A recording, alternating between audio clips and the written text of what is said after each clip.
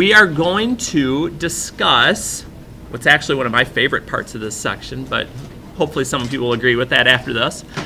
We're going to discuss properties of logarithms. Now, as usual, there's a connection to be made here. And the connection here is that a lot of our properties of logarithms have the same rules as our exponent rules do. And here's what I mean. If I look at these three properties that we've got in the box, okay, the product property just says if I'm multiplying two logarithms together, okay, I would be adding them. Oh, so when I multiply with exponents, I add the exponents. Okay, that kind of makes sense. That goes together. Quotient property tells me if I'm dividing with a logarithm, that becomes subtraction. Oh, well, we do that with exponents too. Division is subtract. Okay. Now here's the one that's weird though. I'll admit it. If you go power to power, if you have something you're taking to an exponent, basically what happens at that point is this value can come back down to the front. It becomes a coefficient. And vice versa. If I have it this way and I want to smush it back together, it's something called condensing that we're going to talk about here in a bit, I can also take a value from the front that's a coefficient and turn it back into an exponent. But again, it's going to be like everything else. As we get a little more practice, it'll become a little bit more clear to what we're doing on this. So here's how this is going to work.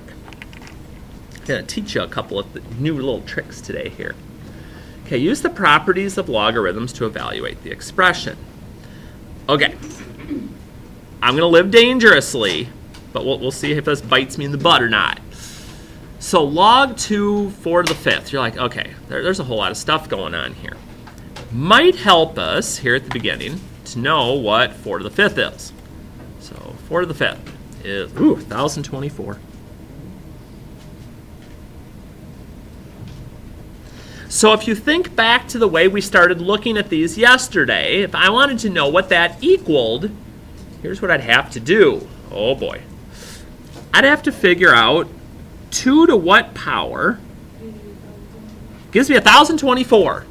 Now, that's not the worst thing ever. I mean, I don't know, 6. Nah, that's not even close. 9. Like 10 or something? Okay, let's try that. 10. Nice or something guess. Okay. Okay, so 10. Okay, so that's not a real bad thing to have to think about. Okay, it kind of is more of a review type thing. What about on that next one? Now let's see if we actually remember back to these because we talked about these a couple of times. So isn't that just simply negative 3? Ooh, you're close. Okay, I know 3 to some power needs to get me to 1/3. Now let's pause for a second and think back. Okay, nice. Okay, and you were both thinking right on the right track. I heard a flip it and I heard -1 because here's how we get there. That's right, because you're smart. 3 to what power is 3? 1. But I've got to flip it, and that's where the negative comes in. Nice. Okay. How do you get the 1 though? Like, is it because there's 1 at the top? No, here's where I get it. I'm comparing 3 to what power gets me to 3? 1. That's where I'm getting it from. Because let's say instead, if we go into create on the top of our head mode, that was my problem. 4 to what power is 16? 2, but I had to flip it, so it would become negative. So that's where everything's coming from on these. We're just trying to work it that way. Thank you. So, as we do these, I start to get to a point that I run into some options. Now, me personally, if I can look at something in a little bit more condensed of a state, it makes it easier. So like here I look and I'm like, well, 3 times 9 is 27. So I can go ahead and, multiply that out and simplify it. And then I just start thinking, I'm like, okay, 3 to some power equals 27. 3. No flipping, so I don't need a negative. And I'm set with that. You're like, okay, this stuff might not be, too terribly awful. I know there's more to it. Well, not with the properties to solve, not really. Some things actually can be pretty straightforward. We're not learning anything more than this today? Yeah, we're in the mode of expanding our knowledge, See, yeah, that's but not with this part. What 4 to what power is 64? 3. Okay. Now, that box that we talked about at the start. Okay, we're going to start using it. Up here. Up here. Box, okay? It's a rectangle too. Oh, I'm sorry. Okay, then the rectangle above, okay? Expand the following, okay? Here's what that means. Hang on. First things first, okay? There's no tricks. Okay, here's how we're going to do this.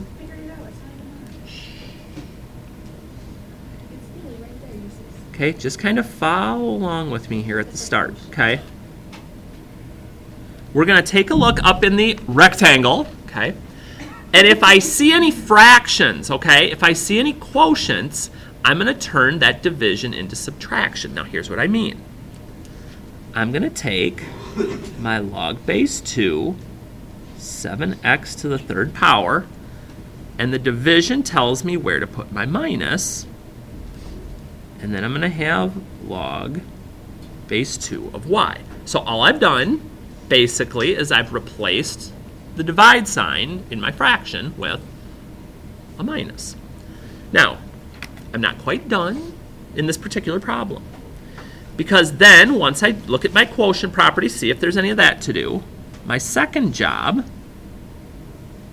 becomes to look at the product property. Is there anything that's being multiplied together that I could expand? And the answer here is yes. I'm multiplying 7 times x to the 3rd. Well, it's just like any time that you have a... You may use... This is the order we're going to look at them in. But you may, in some problems, you may use one property. In some problems, you may use all 3. That's why we just kind of work down our checklist here to make sure we don't miss anything. So here I notice product. Okay, so this product, and I'll change colors here to make it a little more obvious. Okay, log base 2 of 7, wherever the multiplication dot would normally be, that's where I'm going to put a plus. Okay, stick with me. Wait, why did you change it? Why did I change what? The quotient you must have next to 1/3. No, that's 3. It just got smushed in here with that y to make it look like 1/3. That's still just a 3. And then I leave that last part alone. So here's what we've done so far. We took the divide sign and turned it into a subtract with the 2 terms. Okay, that's my quotient property. Then I went in and I saw there was a multiplication here with my 7 and x to the 3rd, so I split it up with a plus. There's one last property. So now we're going to look and see, do we have to use the power property this time? If I have any exponents, ooh, and I do, that exponent is going to be brought to the front of that term. Not all the way to the front, just to the front of the term. So here's how this is going to look when we finally are at the last step. Okay, log base 2 of 7 plus that 3 now has come down in front and become a coefficient.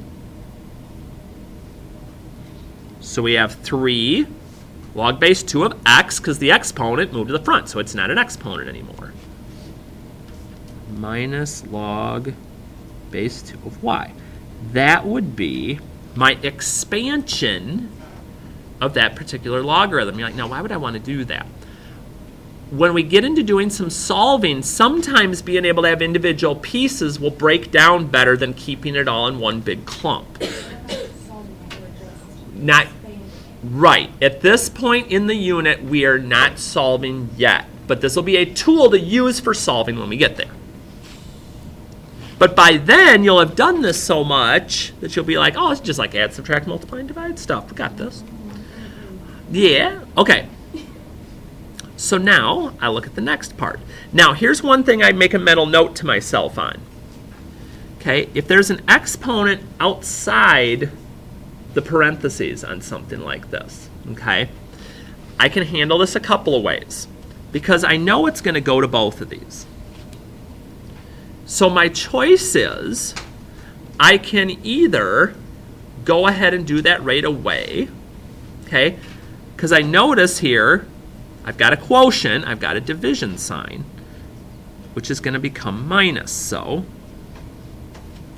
I've got log 7 squared minus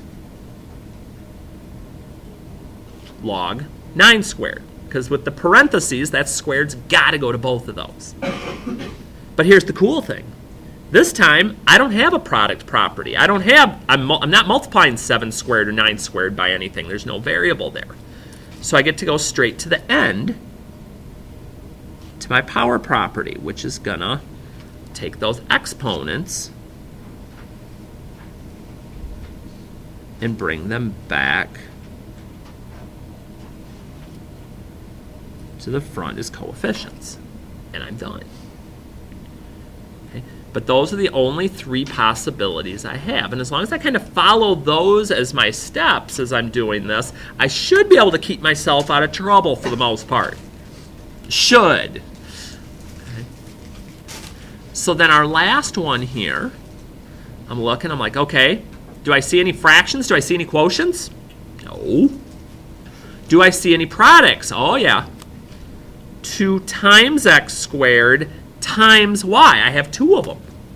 So, log 3, 2. Okay, that'll be my first multiplication dot. So that becomes a plus. That's right, log 3x squared. And that's where my next multiplication dot would go. So I have a plus. And yes, you have to write your log with your base on each time because we're expanding them into individual pieces. Excuse me for a second, I got a little stuck there. So am I done? Okay, I got one piece left. What is it? Yeah, I've got my power property with my exponent here that comes to the front of that term. So log 3 of 2 plus 2 log 3 of x. Because again, that 2 is what's coming to the front. Everything else is staying the same. And we're set. Okay. Again, it's just a patience thing, and as long as you follow the steps, you'll be okay. And really, sometimes quotient and product you can take in the opposite order, but you definitely want to wait on power until the end.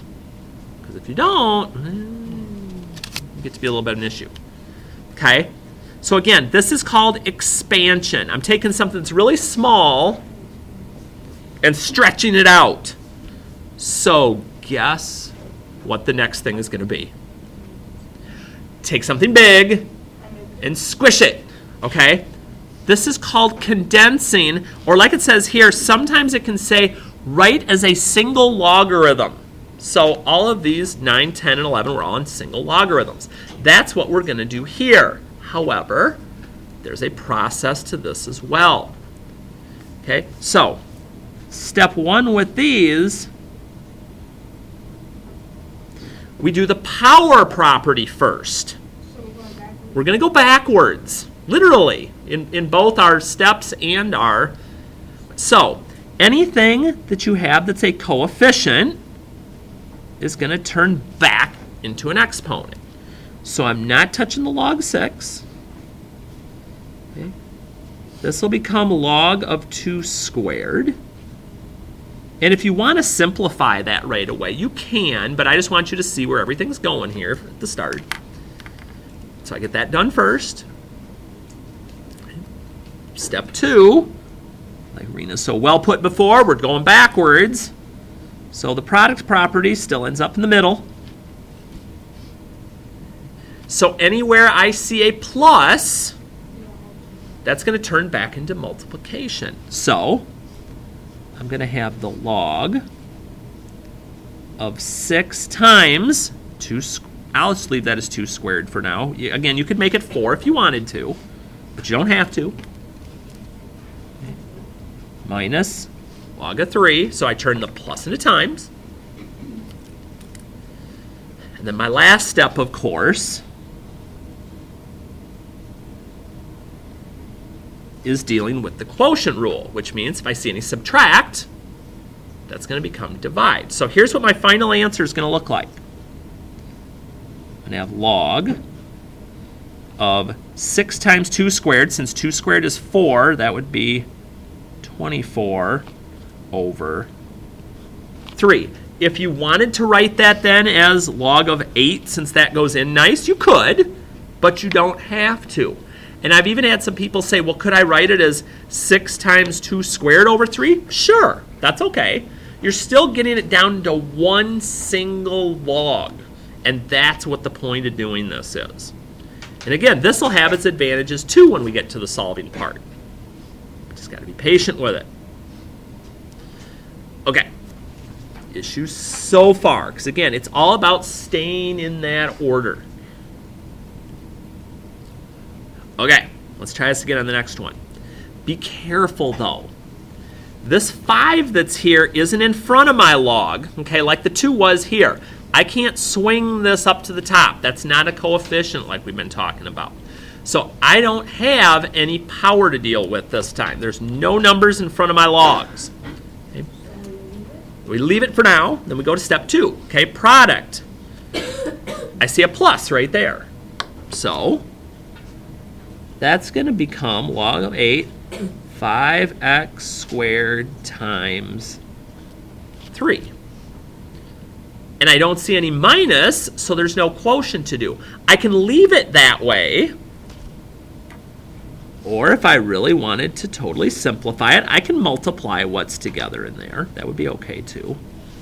But either one of those is going to work for me. Okay, so you're not going to have to do all 3 of these every time. What's that? You always have to put this stuff in parentheses.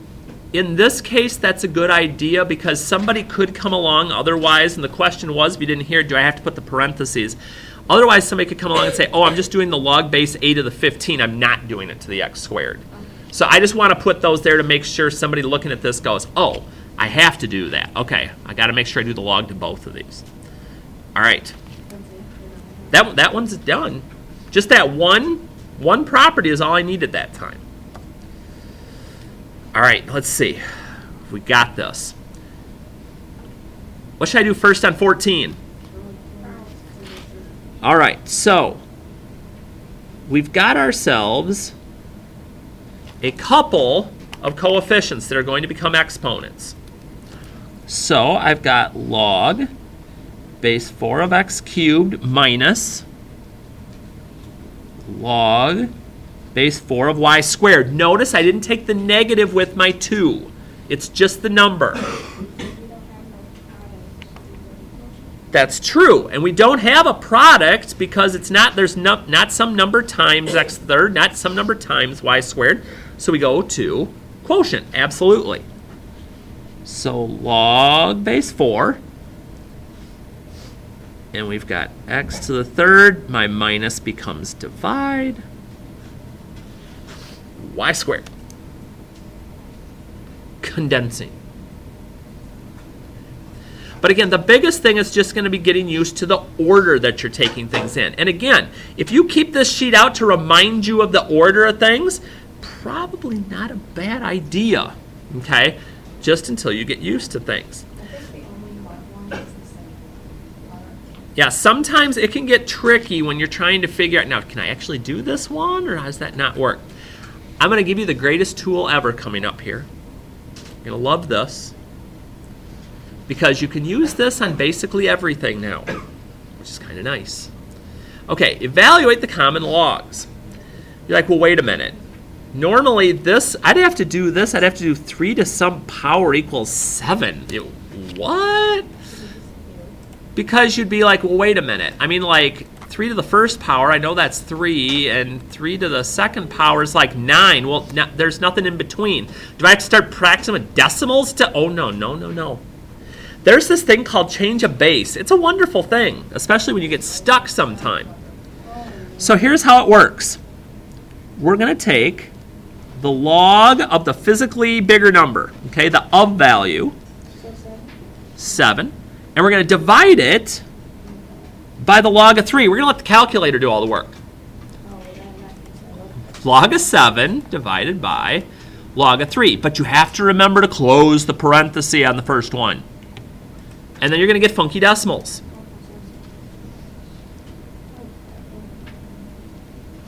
Okay. That's the answer. Because if I took 3, and we'll just do approximate here, to the 1.771 power, if I round it, that gets me to 7. So that's how I can do this. And that works on any of these. No matter what the base is, no matter what values, I could have even used this back up on numbers 5 through 8 if I wanted to. It's just another tool that we've got.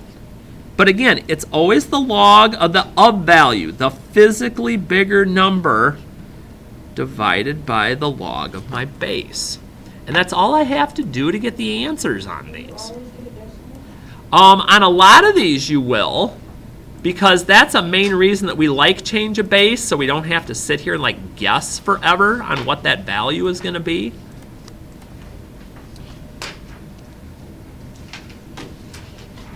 But even like if you went back up and did it on number 8 and you did log of 64 divided by log of 4, you'd get 3. So it can help sometimes if you're having one of those brain cramp moments that you just can't quite remember, you know, what 4 to what power is 64.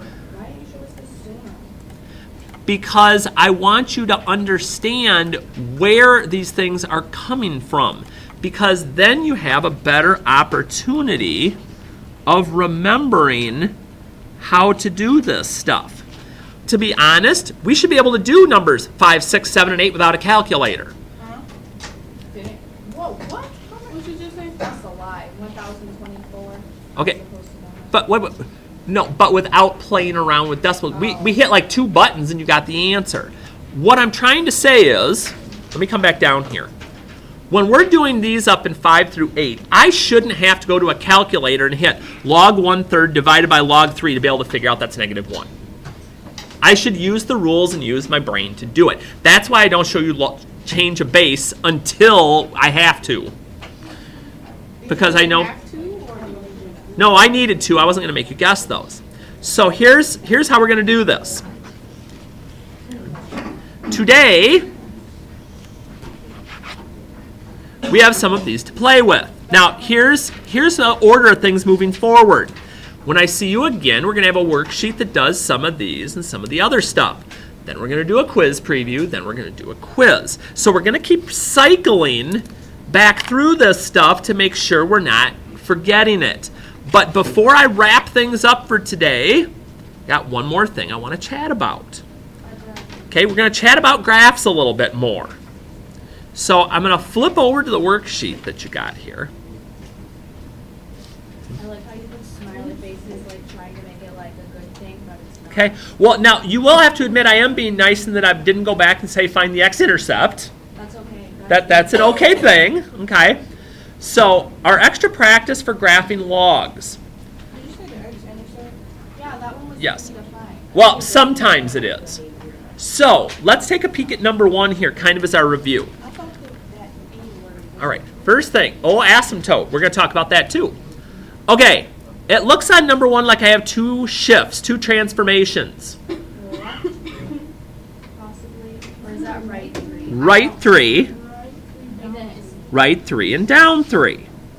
I tried, okay. Now, here's one thing we didn't talk about quite about as in depth yesterday because we did more calculator stuff. So I want to show you something just in case some of you don't have a calculator to use on this that you can do the problem. So stick with me. Anytime we're doing a log graph like this, there's 2 base points that we use. Okay, 10, 1, and 1, 0. And again, quick reminder on where those 2 numbers came from.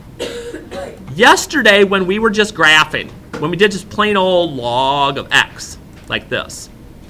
So it's like a parent graph. It is. We had 1, 0. Wait. Plain old log of x. I know I'm not doing this one right now. I'm letting you see where these came from again, just as a reminder. But Michelle hit it right on the head. It's a parent graph. 1, 0 and 10, 1 are the 2 points that I get normally here. So remember when we took the points before and then we just shifted them? Yeah. We can do that with these. These are my 2 points to use. And then I would say, like, okay, here's 1, 0. I'm going to go right 3. I'm going to go down 3. Now, this other one, this is going to be a little more complicated because I'm going to be kind of way off the graph here. Okay, here's 10, 1. Right 3. Oh, my. Down 3. Okay, we'll make this work. Now, could I still use the calculator? Sure. Yeah, but why? But I agree, but why? There's only 2 points to remember. So, before I connect the dots and make my graph, though, I need to think, where is my vertical asymptote going to be? It's at 3. Okay, let's chat about why it's at 3. Remember, where's my asymptote normally before I shift things? We start at 0, and it's the left or right shift that moves my asymptote. So, my vertical asymptote is going to be at 3. Okay, only right and left shifts move it. So now when I go to graph this, I'm not going to screw this graph up. Because now I know where my graph has to kind of tail itself off here. The rest of this should be a piece of cake. You sure? Okay. So what's my domain going to be? My domain. 3 to infinity, because we talked yesterday, there's a direct connection with my vertical asymptote and my domain. Whatever the vertical asymptote is, that's where my domain starts. And we also talked about how if you're looking on the calculator, which again, I'm not telling you is a terrible option, I'm just telling you there's some quicker ways. Bless you. Oops, I didn't put my X in. What the heck? Because I do have some people that are like, Harty, I don't remember your little, all these little tricks you teach us. How am I supposed to deal with this? Okay. Wherever my first error message is, that's where my asymptote's at. So I have an option. Okay. But like Dan was saying, my range, though, then, will always be negative infinity to infinity. That's not a bad deal. So this one flips. It flips from our growth. Yeah, our growth and decay, it's just the opposite. That's right. So now, end behavior, I threw something a little different in because I wanted some review. So is it negative infinity? Infinity is the top one, and then the bottom one is positive infinity? The as x equals thing? Oh, I said, yeah, when we're doing this, okay, yeah, as far as the x's go, you can do them in either order. Sure. You took a point off on my quiz for that. No. I took a point off on your quiz because your symbols didn't match up. So like for instance, yeah, okay. So my x's, one of them will go to positive infinity and one will go to negative because they're gonna match up. Did I just do something silly? Yeah, I just did something silly. What did you do, Lloyd? I did something silly. Hang on. I got too far ahead of myself. Hang on. That happens at times. I'm glad you are too. Okay, let's remember. Domain goes with my x's. You're like, uh-oh. So wait, Harty, you're telling me now that after all that growth and decay stuff that we just did, okay, my range goes with y. Well, that makes sense. Range is my y values. So wait, just like those, these are switching too? Yes. Okay. Range goes with my f of x. It's my y value. Okay. So my x's is where I have to think this time through. So one of my x's is going to go to 3. The other one's going to infinity. So let's figure it out. So when my y is going down, Am I getting closer to x is 3 or x is infinity? Three. 3. As I'm going left, I'm getting real close to 3. Because remember, I'm looking at my x values. Oh, that makes sense. Because then as I start going up with my y's, where am I heading? I'm heading forever off to the right as I'm going up. So that's where my infinity comes in. You okay? You need to go get some water? Okay? So now that I did that and we had a little hiccup, now you're stuck doing another one with me because I want to make sure I've got your brain set on this. Yes. So, one more and then I will let you on your own here for a bit. And like I said, Monday we're just going to continue with a worksheet on this. So it'll be like a work day where we can do this, ask some questions and some of that too. Doesn't mean you shouldn't try it on your own though. Okay, one more. Let's chat number 2 here. What are my 2 shifts or my 2 transformations on number 2? Left 6 and down 4. Okay, so first question. What's my vertical asymptote going to be? -6, because I went left 6. Okay, so there's my asymptote.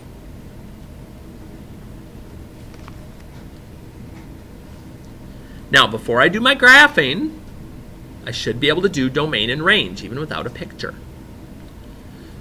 So what's my domain going to be? Okay, -6 to infinity. Because again, always a direct connection between that vertical asymptote and my domain. And range is the easy part.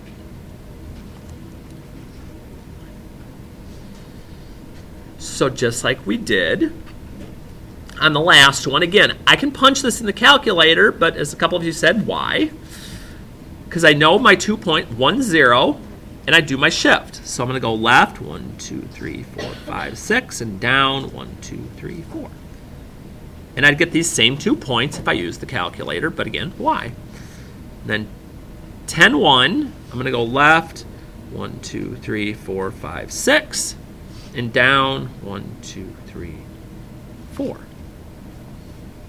we start with 10, 1 first and then 1, 2? It doesn't matter. I'm going to use both of them, so whichever one I graph first would be okay. So I get my graph drawn in, and we might be able to make a connection this time. Let's see here. Okay, we know now when we're doing the logs that my f of x is the negative and positive infinity, because again, y and range go together, x and domain go together. And I think you're going to see a pattern that you like when we get to the end of this. Okay, as I'm going down, y is going down, what value am I getting close to for x? My -6.